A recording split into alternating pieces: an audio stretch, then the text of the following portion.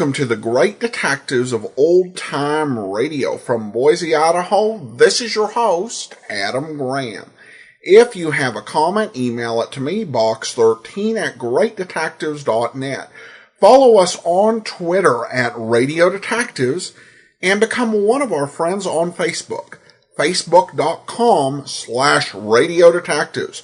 Well, before we do get started, I want to remind you, as you're making your travel plans for the summer, remember JohnnyDollarAir.com.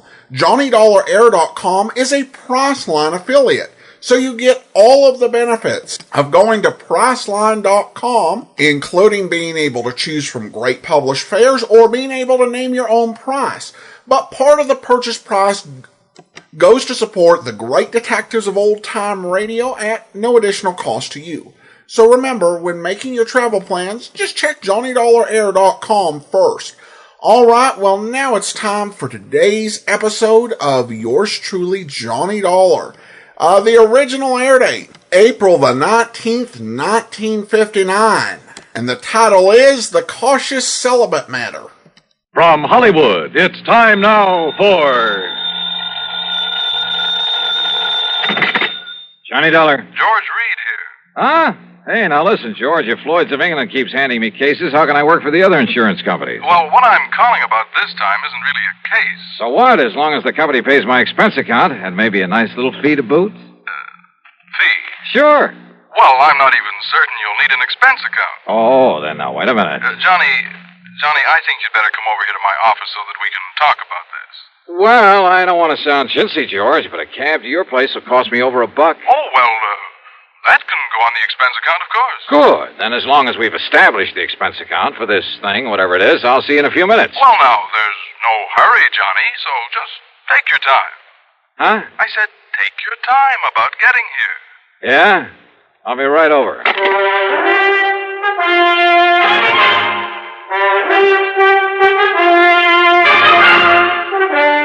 Bob Bailey in the intriguing adventures of the man with the action-packed expense account. America's fabulous freelance insurance investigator. Yours truly, Johnny Dollar. And now, Act One of yours truly, Johnny Dollar.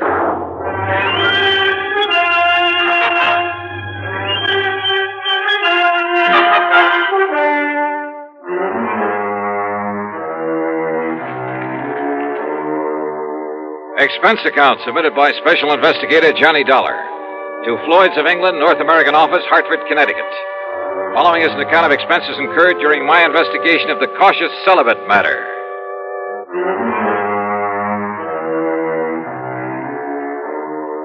Wait a minute. Over the phone, George Reed did not tell me what he wanted me for. Also, he very plainly said not to hurry. Item 1, $1.20. No, make it $1.50 for a taxi down to his office. Go right in, Mr. Dollar. Mr. Reed's expecting you. Okay, thanks. Oh, come in, John. Yeah. As I tried to tell you on the phone, there was no reason to rush over. Oh, yeah, I got the message, George. That's why I did rush. Oh, well, sit down. Sure. Well? Cigarette? No, thanks. I'll smoke one of my own. Oh, sure. But here, let me give you a light. Okay. Honey, I filled this thing just this morning. Here, give it to me. Oh, that's all right. I'm sure I can make it work. What is this, George? Some kind of a stall? Oh, here, give me. Well... As for you, I don't think you were trying. I guess I didn't flick it hard enough. Yeah. Now, what's on your mind? Well, you got back from that assignment out in Oklahoma sooner than I expected, from that town with the unlikely name of Bum Spung. Well, it's really the name of Durango Laramie Delhart's ranch. Crazy old character, but I like it. Bum Spung. Now, what can a name like that possibly mean? Are you kidding? You told me yourself the other day, just before I went out there. Oh? Did I? Well, of course you did. It's an old Indian name. Means bum, means bad spring, bad water. Oh, of course. You, cleaned up everything out there? What's the matter with you, George? Didn't you read the report I handed in with my expense account? Well, I sort of glanced over it, but You're coming back so soon, and with Durango's pretty niece out there, Carol Dalhart. Oh?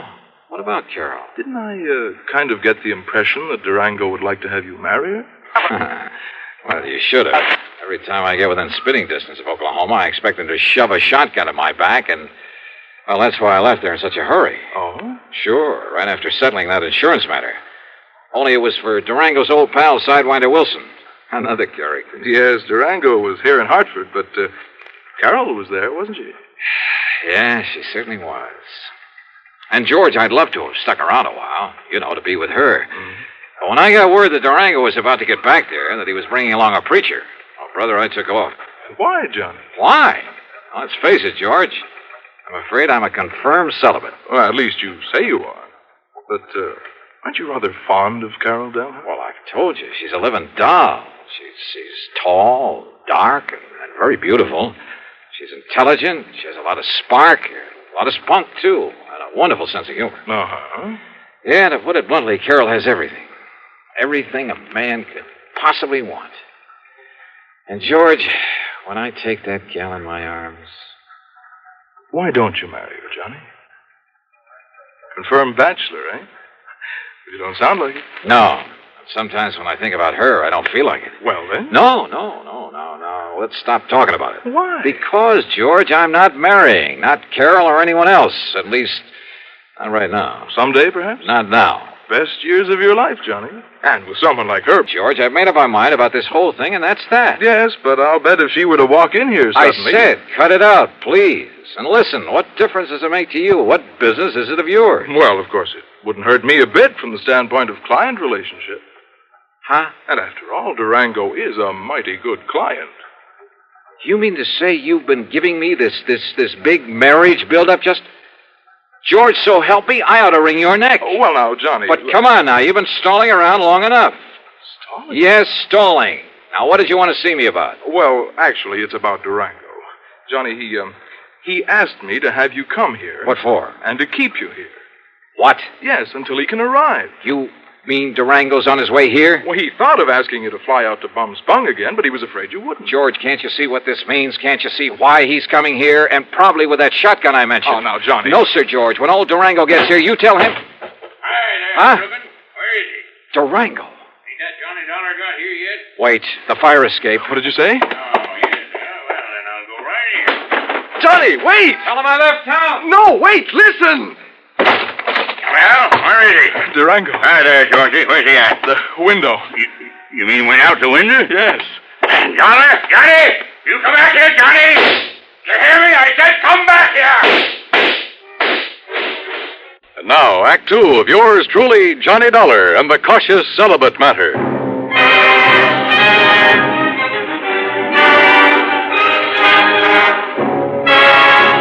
Needless to say, when that wild old character, Durango Laramie Dalhart, started shooting at me in the office building, well, I really made time down that fire escape. And I didn't stick around to see how he was going to square himself with the police. Because before I could even reach the nearest corner, a couple of prowl cars pulled up in front of Floyd's of England and out piled half a dozen cops, all pulling their guns. No, sir. I grabbed a taxi. That's item 2, and it comes to $5 even for the fastest ride I could get to my apartment. Because Durango's presence in Hartford can mean only one thing. Yes, sir. He was still obsessed with the idea that I should marry his niece, Carol Dalhart. Sure, I care a lot for Carol. Maybe even love her, I don't know. And I know that she likes me a lot. But I also know that neither of us is going to be railroaded into marriage by old Durango. Yet there couldn't be any other reason for his coming here. So I dragged out a couple of handbags and proceeded to pack them well. Then item 3, another dime for a phone call. George Reed here. So what happened, George? The cops haul him off and throw him into the clink? Durango? Who else? Johnny, this man is unbelievable. It's fantastic. Huh? I don't know how he worked it, how much it cost him. And, of course, as always, he came here loaded with money. Thousands, Johnny. Yeah? Well? But the police didn't even take those 6 guns away from him. Oh, brother, all the more reason why I'm getting out of here. Yes, Durango still thinks he's living in the old days of the wild and woolly West when the only... What? You're leaving? Oh, you bet your life I am, and I'm putting all the costs of transportation on expense account. Well, now listen. After all, it was you who got me into this whole thing. Listen to me. Where are you going? What do you think I tell you? You're in cahoots with this wild old man, this trying to get me to marry his niece. But, Johnny, if you and Carol love each So other... what? Do you think we want him to force us into it? Oh, well, now, look. Suppose we... Yeah? Oh, come on, George. I'm in a hurry. George! Are you in your apartment, Johnny? That's right, but not for any longer than... Why do you ask that? You stay right there, Johnny. Durango. You just stay right there. I'm coming right over. I gotta talk to you, young feller, and that ain't all. You hear me, Johnny?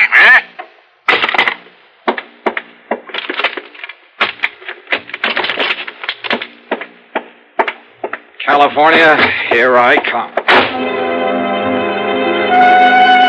Thanks to the late hour, I was able to get a plane without any trouble, though I half expected to see Durango come tearing out to the field with those crazy six guns blazing before we took off. Incidentally, I used the name of Bailey when I grabbed my ticket, just in case. Oh, and incidentally, George, item 4 is a $146.85 ticket to Los Angeles. It's on my American Express credit card, but believe me, brother, I'm collecting from you. You may have to pay for a lot of travel before I'm through with this thing.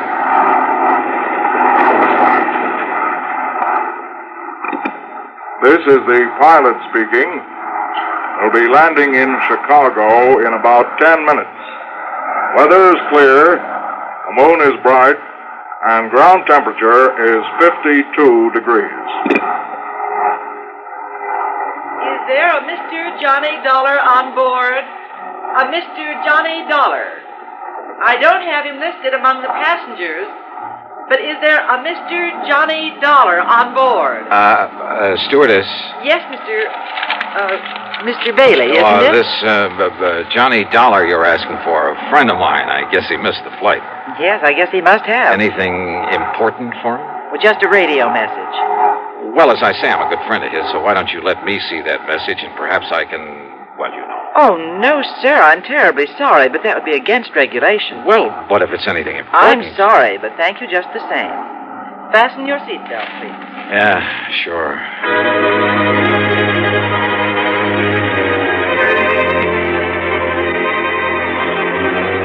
When we landed in Chicago, I was tempted to grab a telephone, call George Reed, and ask him if Durango had given up the chase. For I knew that by now George must have realized he'd have to be on my side in this whole silly business. But during the stopover, I didn't even risk leaving the plane. Finally, we took off again, and I managed to sleep for a while. But all I could dream about was Durango chasing me. Through streets and alleys, across the plains, on foot, on horseback, in a car, a boat, a train, and all the time firing those handguns at me. Wild, fantastic dreams. By the time we got to Los Angeles, I was a physical, mental wreck. But I knew that for the time being, at least, I was clear of Durango. So, after picking up my bags, I elbowed my way through the crowd to the taxi stand. Excuse me, please. Pardon me, ma'am. Sorry. Thank you. Taxi! Taxi! Hey, taxi!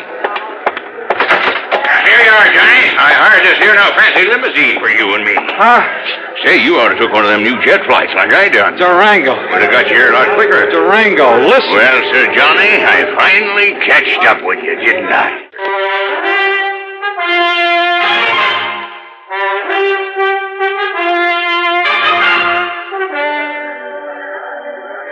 Durango. Well, Sir Johnny, I finally catched up with you, didn't I? Yeah, I guess you did. Well, you're the slipperiest young maverick I ever did see. Now, heist yourself up in this here now fancy limousine that I hired for it. Okay, Durango, whatever.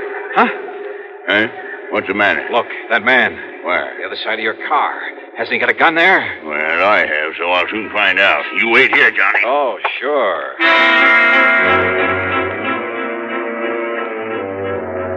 I dropped my bags and tore back onto the passenger ramp. By jumping over a fence, I was able to climb on board an airliner that was about to leave. By flashing my credentials at the stewardess, I kept her from throwing me off, and in a couple of minutes we were in the air. Yes, sir, and headed for Portland, Oregon. The plane fare is item 55620. And to prove I'm not kidding about the company paying my expenses on this wild trip, item 6 is $425 for my 2 leather handbags and all the clothes I'd packed in them. So what happened at Portland? You won't believe it. But Durango was there and waiting for me. Sure, he chartered a plane, and because of the stops that my flight made along the way, he got there first. But I saw him in time. Johnny, here I am. Over here, Johnny! By jumping another fence and doing 100 yards in something like 9 seconds flat, I managed to find a taxi stand. Item 7, $35 for a wild ride through the streets of Portland, because I knew that somewhere in back of us, Durango was in hot pursuit. We finally ended up at a private airstrip out north of town. Item 8, $200 for the plane I chartered. And I told the pilot just to go anywhere. But according to regulations, he had to report his course and destination. So I knew that sooner or later, Durango, who's nobody's fool, and more important with all his money, would be on my tail again. I racked my brain trying to figure out some way, trying to think of someone who could possibly... Yeah, someone. And then it occurred to me. There was someone. Sure, of course. The one person in the world who was in the same spot I was. Sure, it could be like walking into a lion's den. But item 9, a total of $114. Plane, bus, train, and rental car. First to Enid, Oklahoma, then north to the broken-down little ranch at Bum Spot. And yep, Carol was there. That lovely, loving Carol.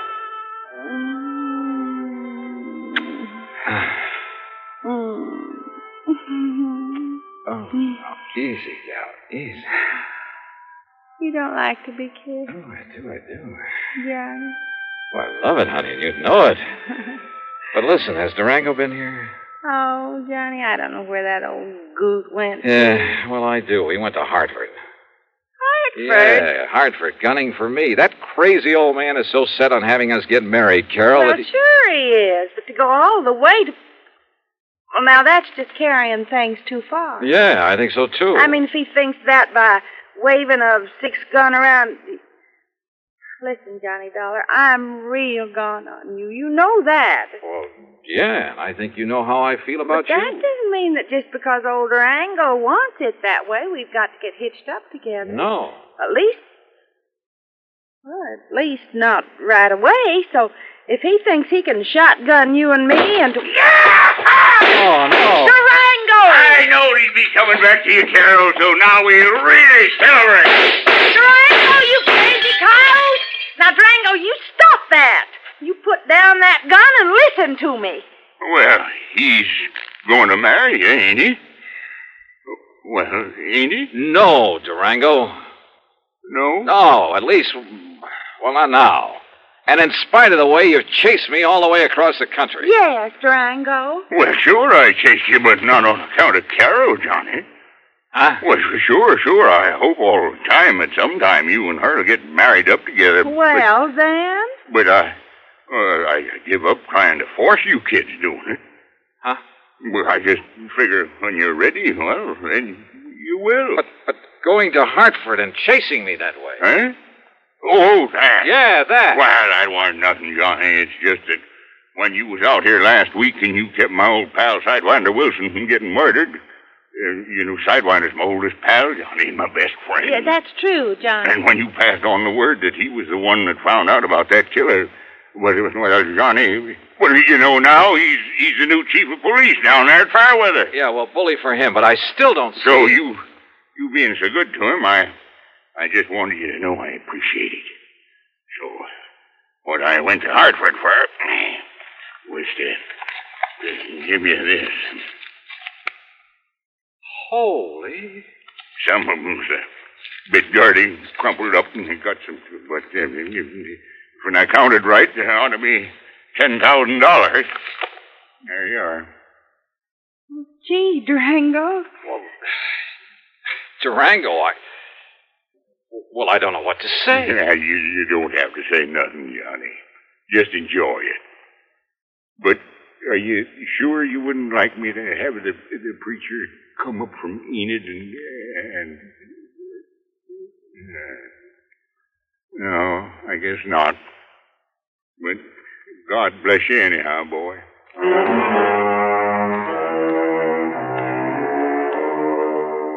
This time I did stay over for a couple of days. Yeah, and if I ever do take the leap... The expense account? Well, George, I'll still argue with you about it, but that's all. And the total, $1,053.45. Yours truly, Johnny Dollar. Here's our star to tell you about next week's story. Next week, a string of holdups, and behind them all is... Well, why don't you listen, find out for yourself. Join us, won't you? Yours truly, Johnny Dollar.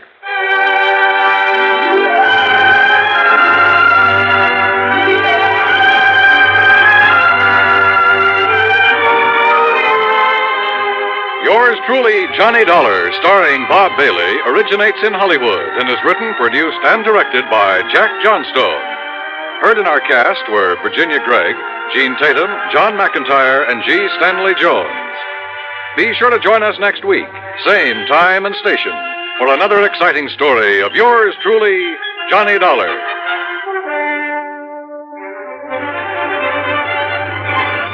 This is Dan Coverly speaking.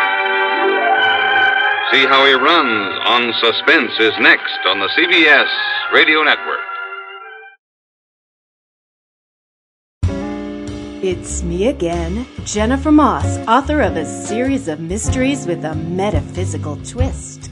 My fourth book, Friend of the Family, will be dropping May 1st. So slither on over to Amazon, Barnes & Noble, or iTunes and catch up on the series today. Just search for Town Red. You're listening to the great detectives of old-time radio. Back to your host, Adam Graham.